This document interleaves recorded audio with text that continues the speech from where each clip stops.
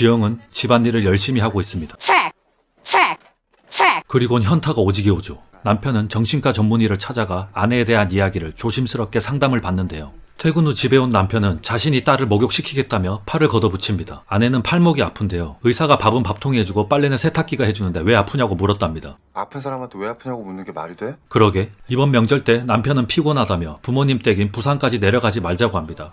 은근히 아내가 걱정돼서 하는 소리였죠. 신혼부터 만삭 때도 내려갔는데 이제 와서 왜 이러냐고 합니다. 만약 안 가면 시어머니가 아들보다 자신한테 한 소리 할 거라고 하죠. 아들 뭐라 하시겠어? 다 내 탓하시지. 그새 시댁에 온 지영은 시어머니와 명절 음식을 준비하고 남편은 엄마에게 좀 사서 먹자고 하죠. 요새 명절 음식도 주문하면 끝내준다. 맛도 좋다 카던데. 뭔 또라이 같은 소리야? 그렇게 하루가 지나고 다음날 새벽 일찍 부엌 소리에 놀라 잠을 깹니다. 두 개의 심장 스태미너 99 철인 시어머니는 새벽부터 부엌 일을 하고 있었죠. 며느리에게 작은 선물을 준비했는데요. 잔뜩 기대에 부푼 지영. 거절은 거절한다. 너무 예뻐요. 반어법 오지고요. 네 꼬문이 좋아하지? 아, 나 이놈의 센스는 그냥. 남편의 눈안에 식구가 도착을 하고 내 시누이 형님인 거죠. 아자, 여 전종 대피가 왔나? 지영아, 니도 힘들면 방에 들어가 좀 쉬라. 이거 싫어하는 건지 말라는 건지. 사부인. 사실 지영은 본인은 기억을 못하지만 우라가 치미는 순간 누군가로 빙의해 하고 싶은 말을 내뱉는 특수한 정신질환을 앓고 있었는데요. 지금은 갑자기 친정엄마로 돌변한 상태입니다. 사부인도 명절에 딸 보니 반가우시죠? 제 딸도 보내주셔야죠. 신의상까지 다 봐주고 보내시니 우리 지영이는 얼마나 서운하겠어요. 아영애미야. 모든 걸 알고 있는 남편은 지영을 데리고 황급히 자리를 떠납니다. 그렇게 서울로 올라가는 길에 잠시 휴게소에 들르고 엄마가 아내인 지영이한테 전화 못하게 실드 좀 쳐달라고 누나한테 얘기합니다. 지영이한테 우리가 많이 무심했다. 웃잖아. 아니다. 그리곤 드디어 처가댁에 도착했습니다. 지영은 남동생의 만년필을 찾았는데요. 저 만년필은 아버지가 외국에 다녀와서 아들한테만 선물해 준 거죠. 두 딸들한테는 공책을 사줬다고 합니다. 아빠한테 서운함을 표시하고. 또 시작이다 또. 참. 저 만년필은 남자만 가질 수 있는 금기의 영역 같은 메타포로 이후 영화에 계속 등장합니다. 회사 동료 아내가 산후 우울증이 왔다고 뻥치고 지영도 정신과에 다녀보길 은근히 권해보는데요. 왜? 나 정신병인 것 같아? 갔다 와. 내가 번호 줄게. 알았지? 아싸 게이득. 영화는 과거로 돌아가 지영의 직장생활 당시로 돌아갑니다. 기획팀 선발 명단에 죄다 남자 이름들 뿐이었죠. 정의는 저절로 실현되지 않아. 지영은 남자 사원이 마냥 부럽기만 합니다. 축하해. 회의 시간에 이사가 아이는 반드시 엄마가 키워야 된다고 합니다. 그의 중학생 아이가 있는 팀장이 발끈하고 엄마가 키우지 않아 문제가 생긴 아이를 위한 비타민, 홍보 카피로 사용하자고 합니다. 그랬다가 나중에 직장 다니는 엄마들한테 한 방 맞지? 그럼 저한테도 한 방 맞으셔야죠.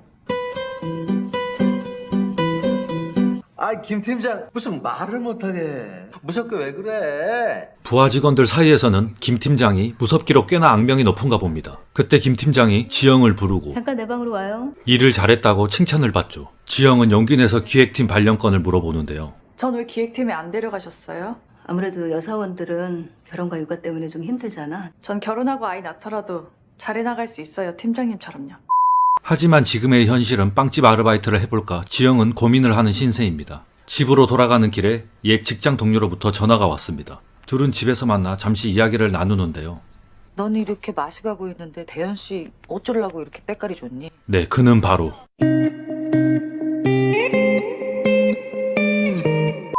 네, 직장에서 승진했다고 자랑을 하려고 왔습니다.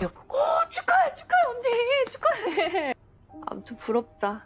동료를 보내고 지영은 어린이집으로 달려가야만 하는 엄마의 숨가쁜 현실에 잠시 숨을 고르고 저 늦을까봐 뛰어왔어요. 남편은 지영의 빙의가 걱정되지만 못내 인정하지 못하고 육아 우울증을 검색해 봅니다. 별다른 정보를 찾지 못했는지 다시 용기 내어 빙의를 검색해 보는데요. 그리곤 사내 옥상에서 담소를 나누던 중 남편들 또한 우울한 현실은 매한가지였죠. 또 우울해지려고 그래 또. 나 아무래도 병원이라도 가야 할까봐 나 진짜. 본인의 친구 아내가 다른 사람이 된 것처럼 말을 할 때가 있다라고 넋두리를 늘어나 보죠. 뭐야? 빙이야?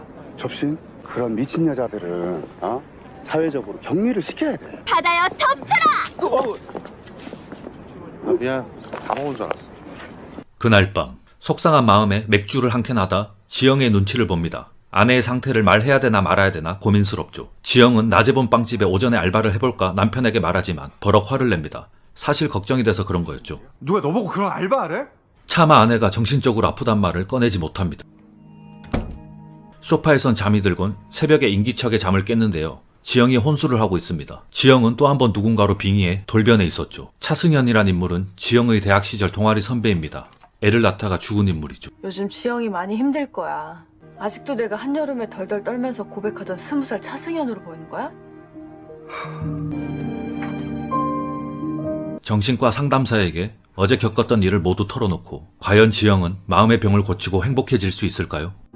어떻게든 직접 만났으면 좋겠는데요. 여기서부터 영화에 치명적인 스포일러가 포함되어 있습니다. 영화를 안 보신 분들은 뒤로 가게 해주세요. 2019년 10월에 개봉한 김도영 감독의 82년생 김지영이었습니다. 원작 소설만큼은 아니지만 영화도 꽤나 많은 호불호가 있었고 많은 비난과 많은 공감의 공방전이 있었던 문제의 작품입니다. 여성으로서 대한민국 사회에서 살아남기가 남성에 비해 불평등하고 위험해서 불안에 시달린다면 조금 더 영화가 치밀하게 준비를 해서 반박불가로 영화를 인정할 수밖에 없는, 즉 사회 고발성 영화로 시원하게 한 방 먹여줬으면 하고 기대했습니다. 이것저것 떼어놓고 82년생 김지영이라는 영화, 작은 숲만 들여다봤을 때는 조금 아쉬운 부분이 있는 게 사실입니다. 보안 요원이 화장실에 몰카를 설치하고 심지어 남자 사원들이 그걸 돌려보고 있었다는 에피소드는 기분이 나쁜 것보다 영화가 조금 성의가 없는 거 아닌가 싶은 생각도 들었습니다. 인터넷에서 지겹도록 봐왔던 한남은 잠재적 성범죄자라는 프레임을 또 씌우고 있는 게 너무 아쉬웠고, 지영의 아이가 엄마의 커리어를 방해하는 존재로밖에 묘사되지 않는 것도 공감하기 힘들었습니다. 반면 아빠는 꽤나 아이를 사랑하는 장면이 등장을 하고 일과 가정을 동시에 지키려고 하는 굳건한 가장의 모습으로 나와 남편과 비교했을 때 상대적으로 지영의 멘탈이 약한 존재로 비춰질 수 있는 게 좀 단점인 것 같습니다. 저는 남자의 관객의 입장에서 충분히 이해가 되는 상황을 좀 더 고려해서 원작을 각색했다면 어땠을까 아쉽더군요.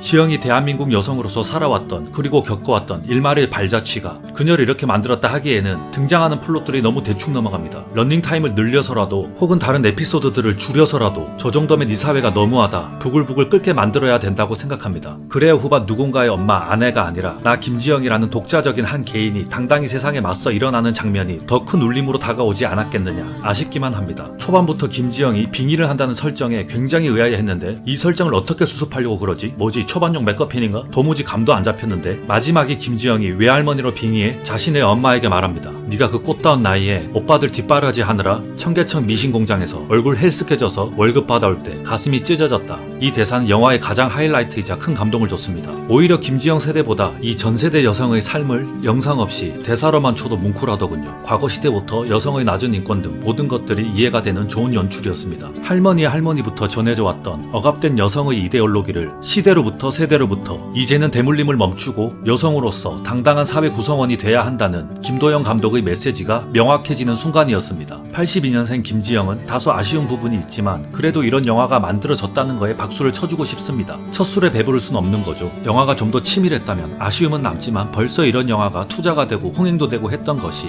한국 영화판의 좋은 첫 단추로 기억될 것입니다. 사회 다른 약자들을 조명하는 영화도 많이 나와서 이슈에 그치지 않고 김지영처럼 많은 관객들이 보게 될 날을 기다립니다.